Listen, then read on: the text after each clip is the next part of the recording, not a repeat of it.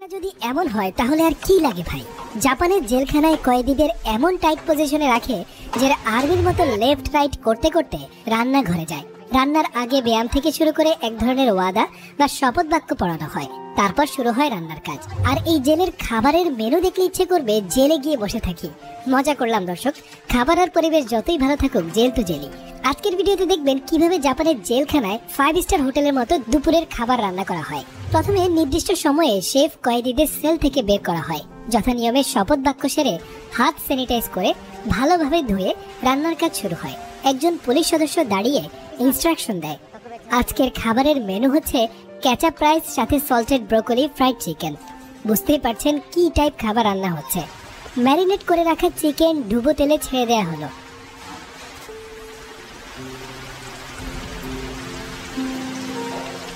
Fry হয়ে গেলে স্বয়ংক্রিয় পদ্ধতিতে আর একজন এসে চেক করছে ঠিকমতো ফ্রাই হয়েছে কিনা। কয়েদি অনুযায়ী গুনে গুনে একটি একটি পাত্রে রাখা হচ্ছে।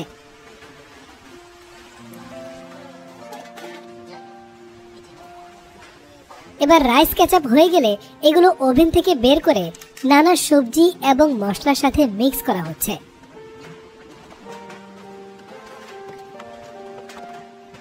দর্শক সত্যি করে বলুন তো, খাবার দেখে লোভ লাগছে না? আমাদের দেশে জেলের খাবার নাকি মুখেও তোলা যায় না বলে শুনেছি, কিন্তু জাপান মানেই ব্যতিক্রমের দেশ। তাদের জেলের খাবারও আমাদের রেস্টুরেন্টের খাবারের চেয়েও হাইজেনিক।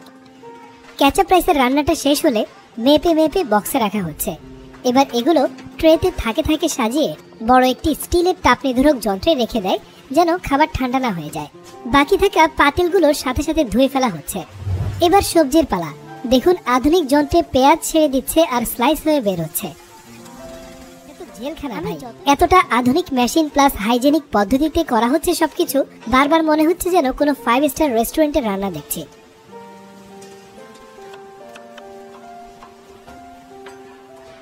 পর্যায়ক্রমে সব সবজি কাটা হয়ে গেলে একটা বিশাল পাত্রে ব্রোকলি সিদ্ধ করার জন্য ঢেলে দেওয়া হচ্ছে।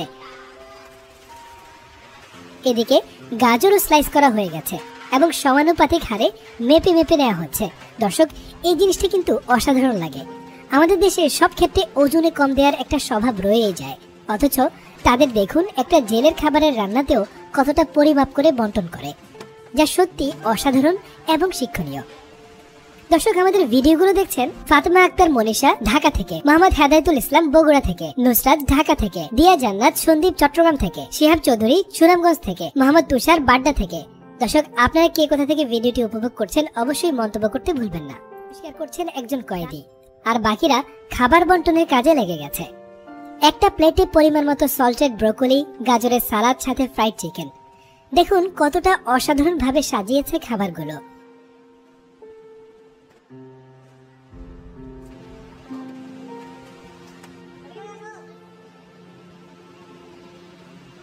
এবার এগুলো ঢাকনা দিয়ে ঢেকে পূর্বের মতো একটি প্লাস্টিকের পাত্রে রাখা হচ্ছে। এদিকে কেকও চলে এসেছে। এবার সবগুলো খাবার নিয়ে বের হলো কয়েদিরা।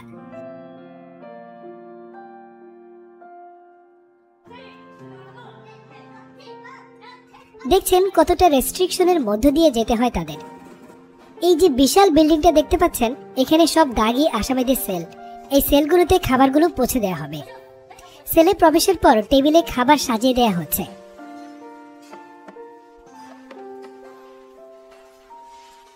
দেখছেন এই খাবারের আগে প্রার্থনা করে খাবার গ্রহণ শুরু করলো। কতটা নিয়ম শৃঙ্খলার মধ্যে চলছে সবকিছু।